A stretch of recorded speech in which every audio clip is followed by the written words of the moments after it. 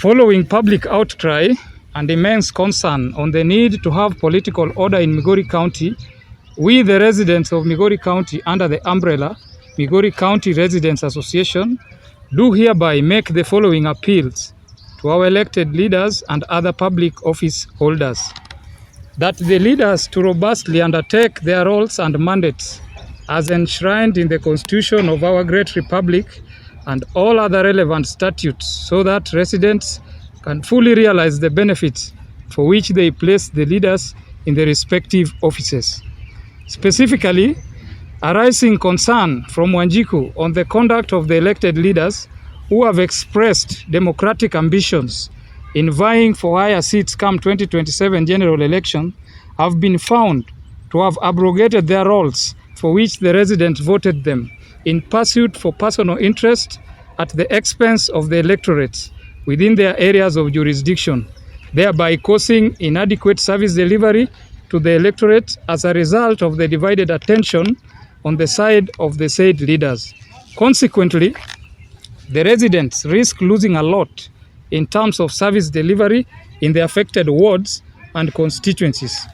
We therefore appeal strongly to the leaders to get back to the basics in the remaining 1 year or so to the next general election, time so sufficient that should not be lost by the trend noted. The residents still need classrooms, new roads, new legislations, bursaries, among other key services. Finally, we implore upon the leaders to inculcate teamwork, cooperation, collaboration, coordination, and brotherhood for the good of the residents of Migori County. We call for peace during this festive season as we prepare to host Pinyiluo Festival and jubilantly welcome the President of the Republic of Kenya to this great county. We wish all residents Merry Christmas and a Happy New Year 2026. One people, one county. What we shall do is to go back to the people's power. If any case, the early campaigns that we are talking about are not toned down, I think they campaign so that it is us to make a decision.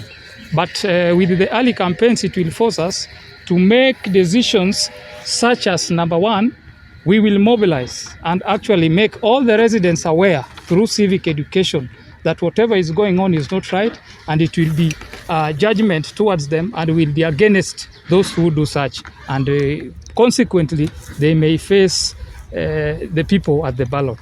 Yes.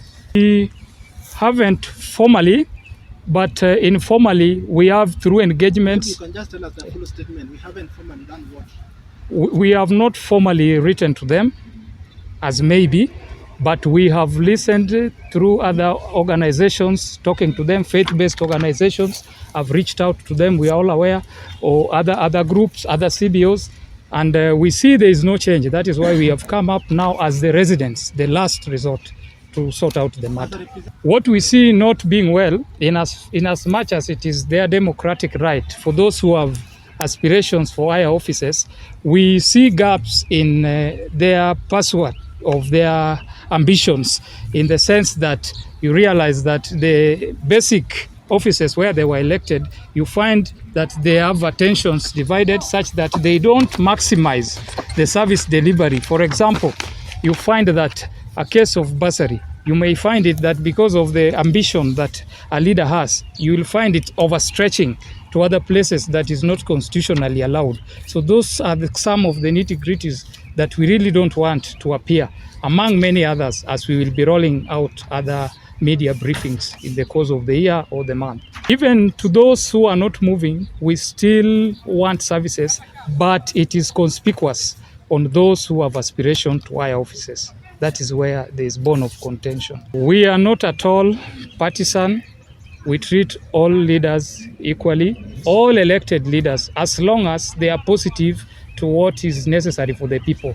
If they are negative, we will always call them out, yes, one by one. Yeah. We will always call them out. Yes.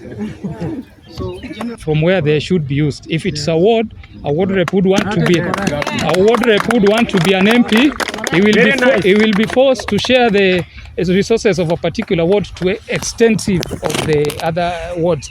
A case in point, for the constituency, you will realize that funds that should be used in a constituency are used elsewhere in the name of tournaments, bursaries, and such like. So it is a real issue that we request all the residents to really come out and we journey together for the success of our county.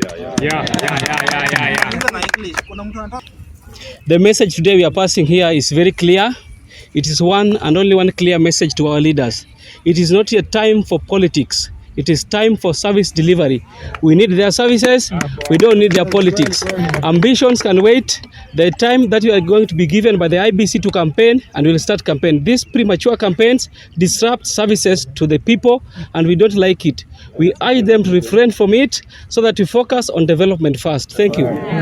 Naishi hapa Uruba, Suna West. Kilio changu niaba ya wananchi wote ikiunganishwa na mimi pia ni kwamba serikali yetu ingefananishwa na Mungu, anatupatia pumzi kwa wote bila kujali rangi na kabila. Mungu wetu anajua kila mmoja anafaa damu yake iendeshwe jinsi inavyotakikana, maji na menginevyo. Serikali yetu imetutofautisha. Kuna wanaofaa kusaidiwa na ambao hawasaidiki. Hiyo ni ukweli kabisa. Nikienda kwa MCA ni mmoja, nikienda kwa mbunge ni kadhalika, nikienda kwa ward ni mmoja, nikienda kwa viongozi wote walivyo ni kadhalika, ni kama walisemezana, wanasaidiana watu kulingana na jinsi wanavyokujua na jinsi ulivyo nao karibu, sio wananchi wote. Hata ukienda wapi uthaminiki, hujulikani, usaidiki. Kwa hivyo wengine ambavyo ni wajane, hawana wanaume, wana watoto wamezaa, kuwapeleka shule wanashindwa. Mambo ya kampeni za mapema. Mambo hiyo hatuhusiki naye na hatutaki. Mtu tulimpatia kazi ili atufanyie kazi. Kampeni na siasa mengine hiyo inatusaidia nini? Tunataka tufanyie kazi ili kesho akija anatuonyesha amefanya hii na hii na hii, kisha tunakupatia nani? Bila kazi tutamjuaje? Na tutamsaidia kivipi? Tutampigia kura kwa nini? Kwa hivyo tunaongeza maneno ya kwamba watufanyie kazi iliyosababisha tuwapigie kura ili kesho waje tuwapigie kura. Tunataka kuanzia governor, MP, women rep, tuliwachagua wafanye kazi. Tunataka waendelee na kazi. Hatutaki kampeni ya mapema. Waendelee na hiyo kazi yao, wamalize. Wakimaliza tena ikifika wakati tutapiga kura, tutawapigia, tutaona wamefanya kazi. Wafanye kazi kwa bidii, kwa imani, kwa roho moja, ndio ikikuja 2027 tutawapeleka nywe.